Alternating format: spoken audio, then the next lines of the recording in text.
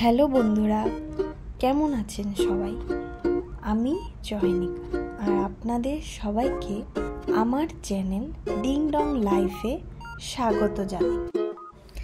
ভিন রাজ্যে ভিন পরিবেশে আমার দৈনন্দিন জীবনযাপনটাকে আপনাদের সামনে তুলে ধরার চেষ্টা করব এই চ্যানেলের মাধ্যমে।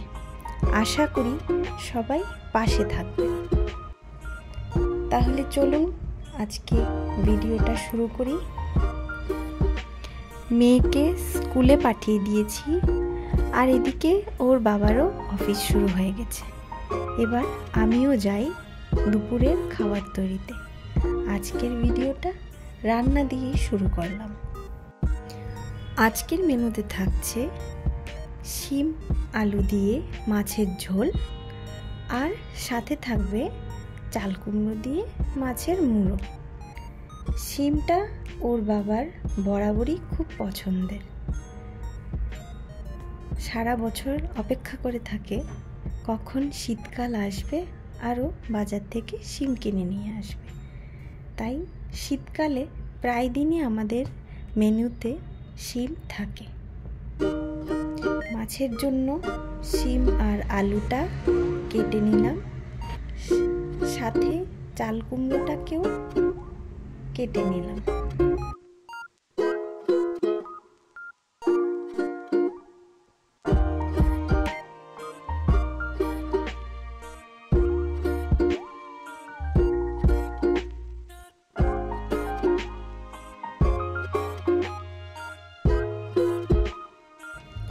এদিকে মাছগুলোকে ধুয়ে একটু লবণ, একটু হলুদ গুঁড়ো, একটু লঙ্কা গুঁড়ো আর সামান্য পরিমাণ তেল দিয়ে ভালো করে মেখে ভেজে নিচ্ছি।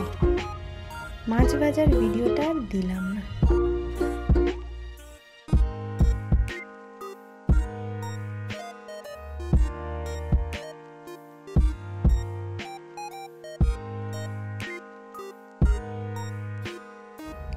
এবার কড়াইতে একটু তেল দিয়ে তাতে একটু তেজপাতা, একটু পাঁচফোড়ন দিয়ে শিম আর আলুটাকে একসাথে বসিয়ে দিলাম।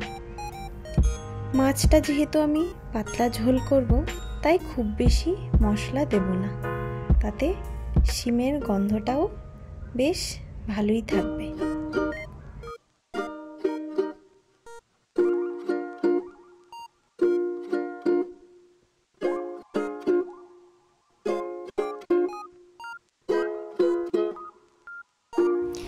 শিম আলুটা একটু ভাজা হয়ে এলে তাতে সামান্য পরিমাণ মশলা দিয়ে দেব। মশলার মধ্যে আমি এখানে দিয়েছি একটু আদা, একটু কাঁচা লঙ্কা, একটু ধনে গুঁড়ো, একটু জিরে গুঁড়ো একসাথে গ্রাইন্ড করে, আর সাথে দিলাম একটু হলুদ গুঁড়ো আর একটু কাশ্মীরি লঙ্কা গুঁড়ো রঙের জন্য।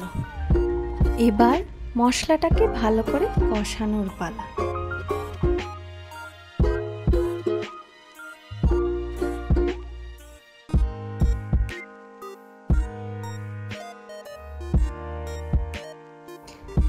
আমার মশলা কষানো হয়ে গেছে।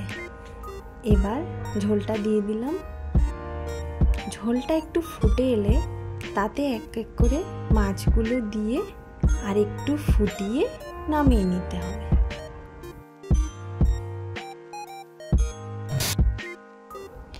এদিকে মাছের মুড়ো দিয়ে চাল কুমড়োটাও অলমোস্ট রেডি। এবার খাওয়ার পালা।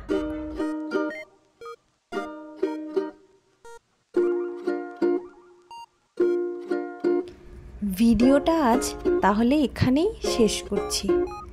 দেখা হবে অন্য কোনো দিন অন্য কোনো ভিডিও নিয়ে। ভালো লাগলে অবশ্যই লাইক করবেন, শেয়ার করবেন আর আমার চ্যানেলটাকে সাবস্ক্রাইব করে দেবেন। আজ তাহলে আসি, বাই বাই।